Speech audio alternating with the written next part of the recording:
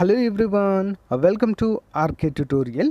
Friends, ఈరోజు మనం Indian పాలిటీలో భాగంగా చాప్టర్ వైజ్ బిట్స్ అయితే డైలీ ఒక క్లాస్ రూపంలో అయితే అందచేయడం జరుగుతుందండి. టీఎస్పీఎస్సీ, ఏపీపీఎస్సీ మరియు కేంద్ర ప్రభుత్వ ఉద్యోగాలకు చాలా చాలా ఇంపార్టెంట్ ఇండియన్ పాలిటీ. మరి ఈరోజు టాప్ 50 బిట్స్ అయితే మనం ఈ వీడియోలో చూడబోతున్నాము. ఎవరు కూడా మధ్యలో స్కిప్ చేయకుండా చివరి వరకు చూడండి ఫ్రెండ్స్. అంతేకాకుండా ఒక ముఖ్యమైనటువంటి అప్డేట్ అందరికీ కూడా. హే గాయ్స్, మన ఆర్కే ట్యుటోరియల్ యాప్లో కోర్స్ పర్చేజ్ చేసే విధానము కొంతవరకు చేంజ్ కావడం అయితే జరిగిందండి.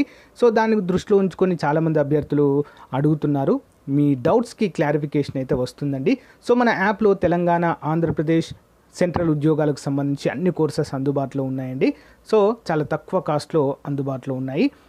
యాప్ ఓపెన్ చేయగానే స్టోర్ ఆప్షన్ వస్తుందండి. స్టోర్ పైన క్లిక్ చేయగానే మీకు అన్ని కోర్సెస్ వస్తాయి. ఫర్ ఎగ్జాంపుల్ మెంటల్ ఎబిలిటీ కొనాలనుకుంటున్నారు అనుకోండి, దానిపైన క్లిక్ చేయండి.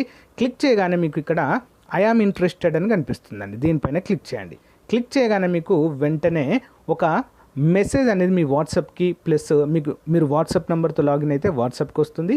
నార్మల్ నెంబర్తో అయితే మొబైల్ నెంబర్కి మెసేజ్ అయితే వస్తుంది. ఓకేనా? దీన్ని క్లోజ్ చేసి వెంటనే మీ వాట్సాప్ ఓపెన్ చేయగానే ఈ విధంగా హాయ్ అని మీ పేరుతో వస్తుందండి.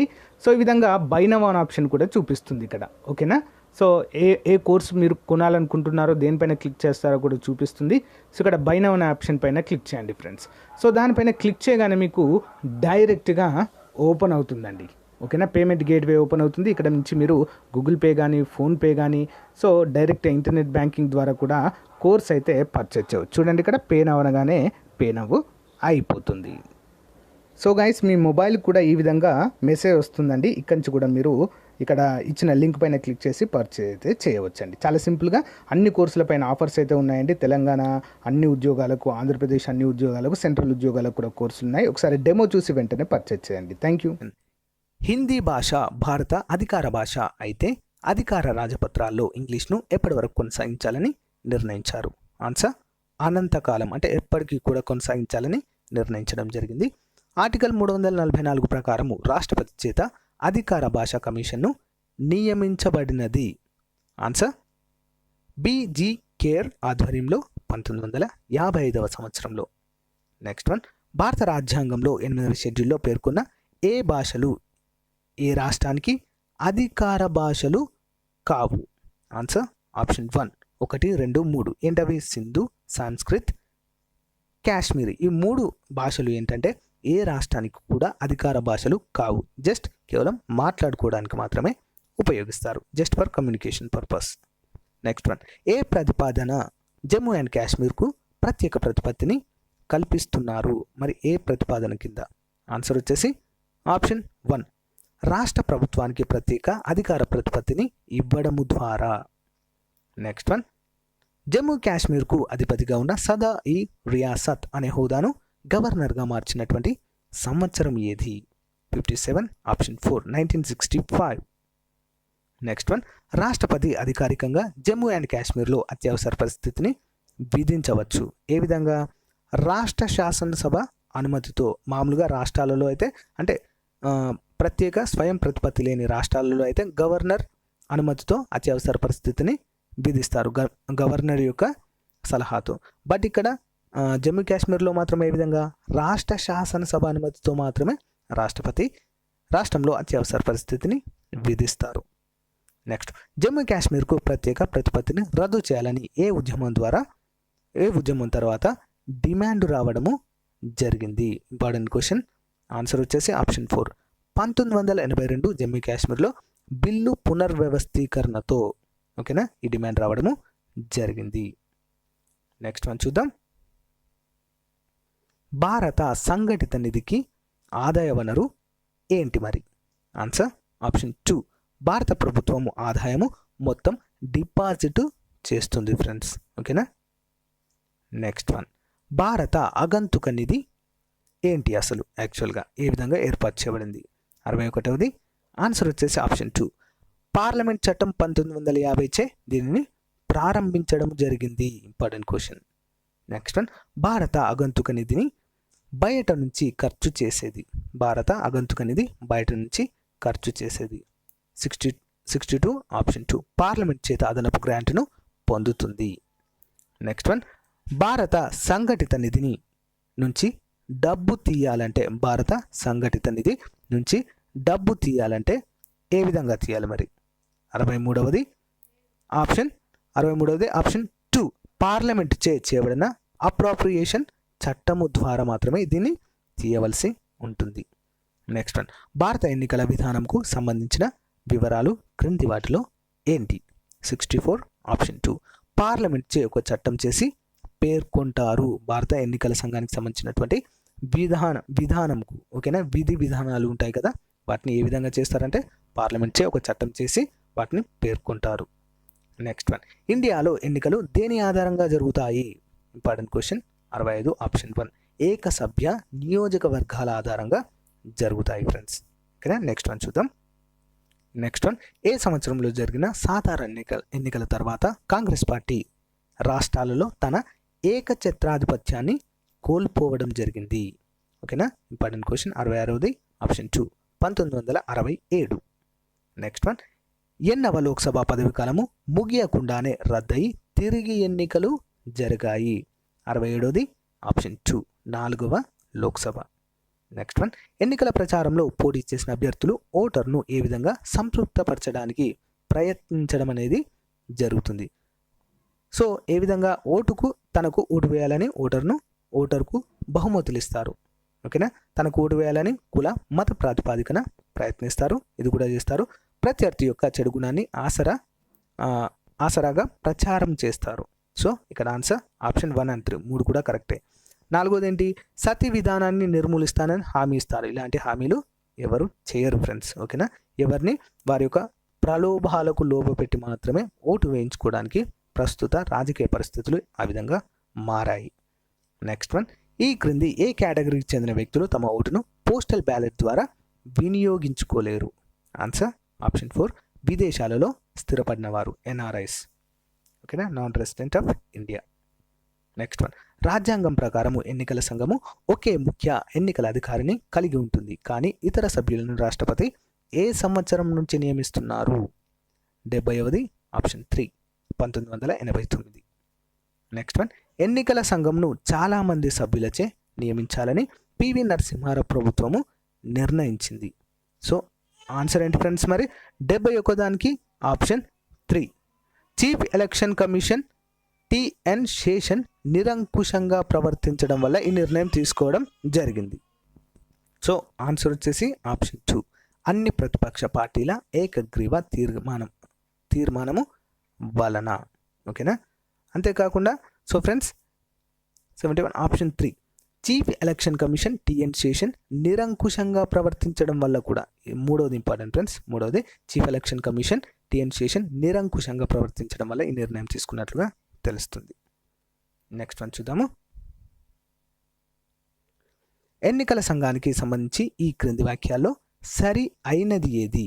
కేవలం సరి అయినది మాత్రమే. ఆన్సర్ వచ్చేసి ఆప్షన్ 1 సుప్రీంకోర్టు తీర్పు ప్రకారము ఎన్నికల సంఘంలోని సభ్యులకు కూడా అధికారాలు ముఖ్య ఎన్నికల అధికారితో సమానంగా ఉంటాయి అని చెప్పేసి పేర్కొంది. ఓకేనా, ఇది మాత్రమే సరి అయినది. నెక్స్ట్ వన్, ఎన్నికల సంఘంలో రాజకీయ పార్టీలు అనుసరించాల్సిన కోడ్ ఆఫ్ కండక్ట్ ఏంటి? 73 ఆప్షన్ 2 రిప్రజెంటేషన్ ఆఫ్ పీపుల్ చట్టము 1951లో పేర్కొనబడినటువంటి ఏవైతే నియమాలు ఉన్నాయో వాటిని ఖచ్చితంగా పాటించవలసి ఉంటుంది. ఏంటి ఇక్కడ? Answer option 2. నెక్స్ట్ వన్, భారతదేశము కలిగి ఉన్నది ఏంటి? అనేక పార్టీల విధానము. 74 ఆప్షన్ 3 అనేక పార్టీలు ఉన్నాయి కదా మన దేశంలో. That's right. నెక్స్ట్ వన్, భారతదేశంలో పార్టీ వ్యవస్థకు సంబంధించి ముఖ్యమైనది క్రింది వాటిలో ఏంటి? 75 ఆప్షన్ 4 పైవన్నీ. ఏంటి మరి పైవన్నీ? 1 భారతదేశంలోని రాజకీయ పార్టీలు కొన్ని కులము, భాష, మతము మొదలగు అంశాలు ప్రత్యేకంగా ఏర్పడ్డాయి. నెక్స్ట్ భారతదేశంలో ప్రాంతీయ పార్టీలు ఎక్కువగా ఉన్నాయి. నెక్స్ట్ వివిధ రాజకీయ పార్టీల యొక్క సిద్ధాంతాలు దగ్గర పోలికలు కలిగి ఉండటం. ఓకేనా, ఇవన్నీ కూడా ముఖ్యమైనవి. దేనికి? భారతదేశంలో పార్టీ వ్యవస్థకు సంబంధించిన ముఖ్యమైన అంశాలు ఇవి.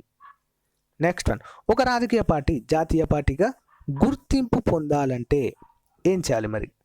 76 ఆప్షన్ 1 4 లేదా అంతకన్నా ఎక్కువ రాష్ట్రాలలో వ్యాలిడ్ ఓట్లతో 6% పోలై ఉండాలి ఫ్రెండ్స్. 6% ఓట్లు ఖచ్చితంగా పొందాలి. అంతేకాకుండా 4 లేదా అంతకంటే ఎక్కువ రాష్ట్రాలలో ఆ పార్టీ ఉండాలి, 6% ఓట్లు పొందాలి. అప్పుడు మాత్రమే ఆ పార్టీ, సంబంధిత పార్టీ జాతీయ పార్టీగా గుర్తింపు అనేది పొందుతుంది. ఓకేనా ఫ్రెండ్స్, నెక్స్ట్ చూద్దాం. నెక్స్ట్ వన్, ఒక రాజకీయ పార్టీ ప్రాంతీయ పార్టీగా గుర్తింపు పొందాలంటే ఏం చేయాలి? 77 ఆప్షన్ 4. రాష్ట్రంలో చెల్లిన ఓట్లలో 4% పొందాలి. చెల్లిన ఓట్లు అంటే కొన్ని బ్యాలెట్ పేపర్లలో చెల్లకుండా పోతాయి కదా ఫ్రెండ్స్, వాటిని అన్నింటిని తీసేసి చెల్లిన ఓట్లలో 4% ఖచ్చితంగా పొందితే అది ప్రాంతీయ పార్టీగా గుర్తింపు పొందుతుంది.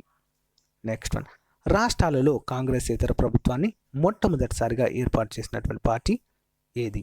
78 ఆప్షన్ 3. కేరళలో కమ్యూనిస్ట్ పార్టీ.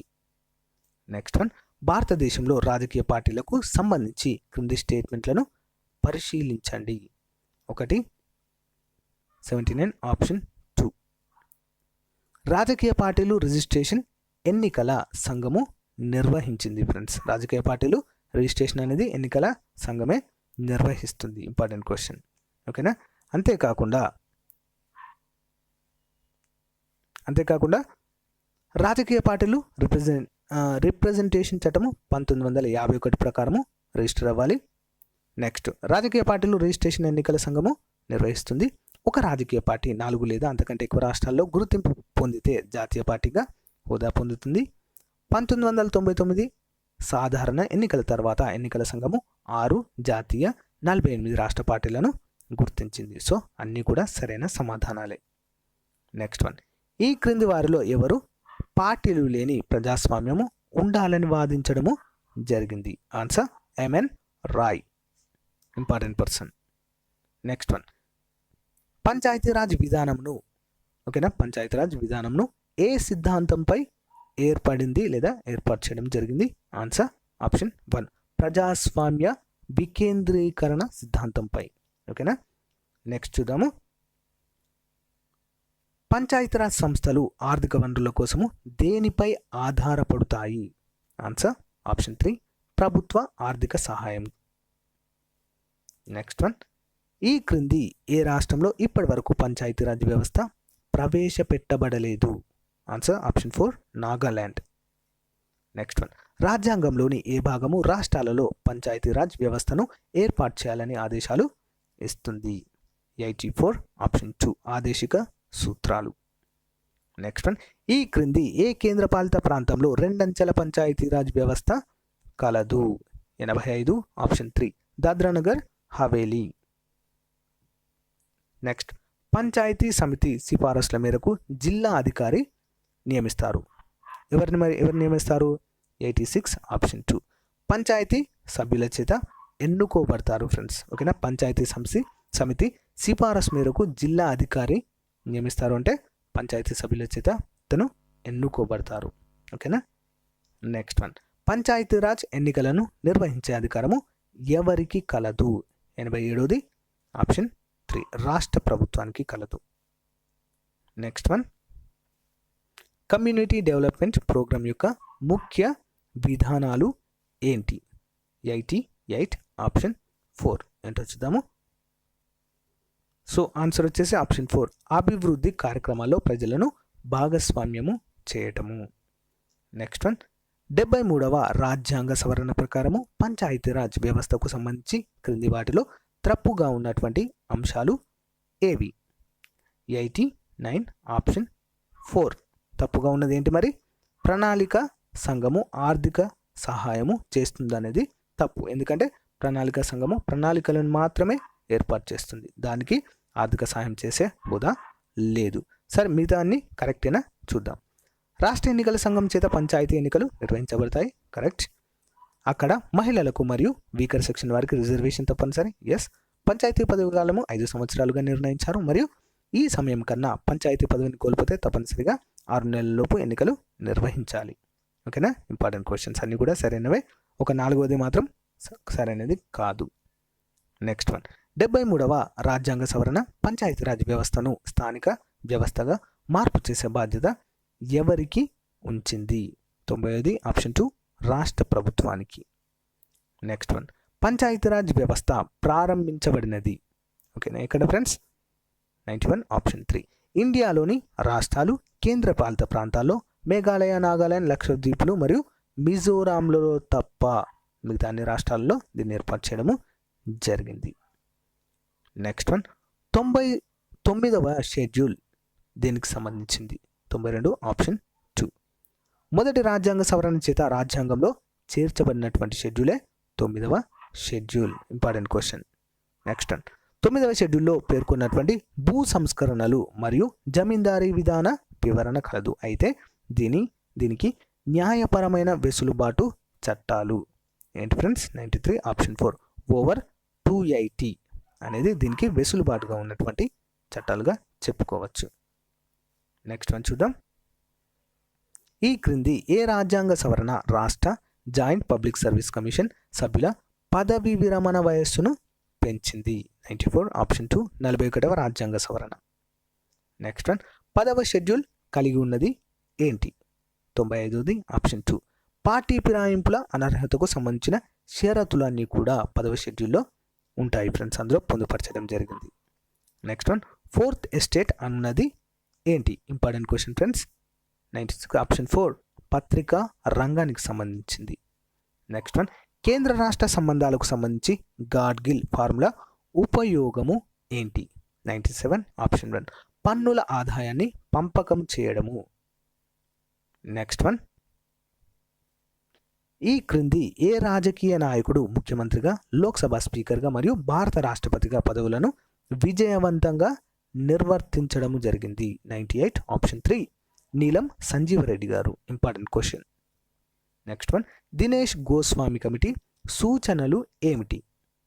99 ఆప్షన్ 1 పార్లమెంట్ ఎన్నికలకు ప్రభుత్వము నిధిని సమకూర్చాలి అని చెప్పేసి పేర్కొంది ఫ్రెండ్స్. ప్రభుత్వ నిధి చేతనే ఇవి జరగాలని పేర్కొంది.